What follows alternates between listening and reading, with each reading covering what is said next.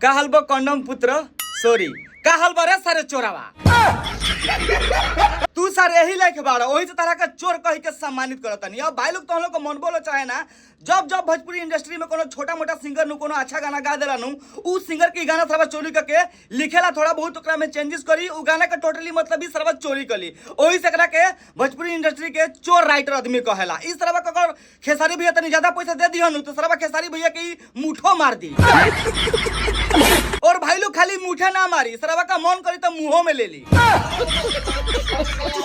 कहो सार लोग धमकी देते रहो तो हम लोग का दूसरा से हमरा का धमकी देवत रहो क्रेजी नंबर 1 तुमको हम जान से मार देंगे। अरे सरबत नहीं तोनी के मारसन तोनी के हमरा का जान से मारसन तहार बहिन चोदलो भूत बनला के बादे भी तो हम लोग का गाड़ पेला। और भाई लोग सुने में आवत है कि जवन कोठा पुत्र बा आई मीन कंडम पुत्र बाबे ई पवन सिंह के अगेंस्ट में कुछ ट्विटर पर ट्वीट करे वाला बा और नरेंद्र मोदी जी के अमित शाह जी के ओकरा बाद से सम्राट चौधरी के केकरा केकरा के मतलब ट्वीट करे वाला बा। अरे सरवा घोंचू अरे सरवा बोका चोदा तोरा पता नहीं के रे पवन सिंह कौन पार्टी से उठल बड़न उहे बीजेपी से उठल बड़न रे सरवा तो नहीं कुछ ना हुई। तू ट्विटर पर जो चाहे ट्रेंड चलाओ तू जाकर कहीं कुछ ना हो कि कहे से कि बीजेपी में सब आधा गुंडेवे कुल पड़ल भाड़सन ठीक न तो कुछ उखड़े ना सकबे ट्वीट करके ठीक न झाट ना तो ट्विटर के रिप्लाई भी आई सार कहत रहा ट्वीट कर हम के ऐसा एमएलसी के रखे हो ओकर बाद से कौन जी कहत रहे संसादा बा। अरे भैया जी जा झाट उखा लिया पवन सिंह के जा। और भाई लोग ये वीडियो का सबसे इम्पोर्टेंट बात तो हम लोग अभी कहे जा रहा बानी बहुत लोग ऐसा का बानू जौन की हमारा के कमेंट करके उल्टा सुल्टा बोलत रह लोग के क्रेजी नंबर 1 तुम बहुत गलत काम कर रहे हो तुम खेसारी लाल यादव जी को टारगेट कर रहे हो। तो भैया जी लोग तो हम लोग से हम पूछना चाहते नहीं हम तीसरा ही वीडियो हवे अखिलेश कश्यप पर सॉरी कंडम पुत्र पर ये तीसरा वीडियो हवे अभी तक ले कोनो वीडियो तुम लोग जाकर नीमन से देख लियो लोग हमें तीनों वीडियो कहते हैं जाकर तुमको शुरू से अंत तक ले देख लियो लोग। भाई लोग कोनो वीडियो में खेसारी लाल यादव को हम डिफेम नहीं कनी ना खेसारी लाल यादव को गाली दिले बनी कहे से कि हमरा झगड़ा खेसारी लाल यादव जी से नहीं के भाई लोग हमरा झगड़ा बवे कोठा पुत्र से। अरे सरवा बार बार काहे कोठा पुत्र आ जाता है कंडम पुत्र से।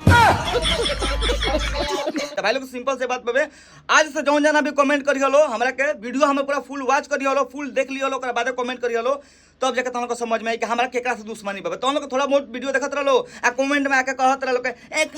क्रेजी में काहे कहते तू खेसारी लाल यादव गरिया मत। अरे भाई हम खेसारी भैया तो कोई दुश्मनी नहीं के हम काहे गरिया भाई काहे उनकरा को उल्टा फुल्टा बोलम हां का जोड़ी बाबे। अब देखो से भाई तोहनी के ऊपर बाबे तोहनी के कौन करे के कौन ना तोहनी के मन बाबे तो स्ट्राइक हटावो सन हम सगरी वीडियो अपन डिलीट कर देम। अगर मन नहीं के तहितरी अपन माई बहन सुनत सरवा हम का कर सकत नहीं सब लोग माई बहन तोहनी के गरियावते बाबे ओकरा में हमरे को जुड़ गेल बनी। अब हमरो के बहुत लोग कहत हवे पवन आर्मी के टीम अब पता ना भाई लोग हम तो केहू के टीम के है ना लेकिन सबको हमरा कब कहता कि पवन सिंह के टीम में क्रेजिया बाबे ये लगले हम घुस जम तो हमार फायदे बाबे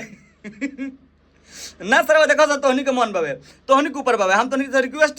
रिक्वेस्ट करे ना जाम के भैया जी हमरे स्ट्राइक हटा लो हमारे गाड़ पाटता है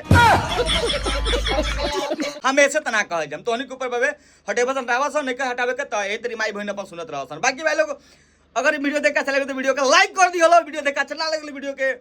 डिसलाइक भी कर सकत रहो और तुम लोग चाहत रहो कि ऐसे ही हम 5 साल तक ले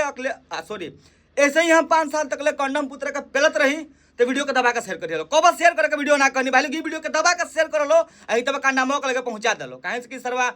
लगता हमें वीडियो देखत नहीं खे जब एक बार देख ली तो खुद ही समझ जी कि हाँ क्रेजी नंबर 1 का चीज़ हवे। और कौन जी कह दिला हाँ हैप्पी सिंह भैया और कौन जी कह दिला अभिजीत भैया और कंडम पुत्र तुम लोग एगो सरप्राइज बाबे लो देख लो।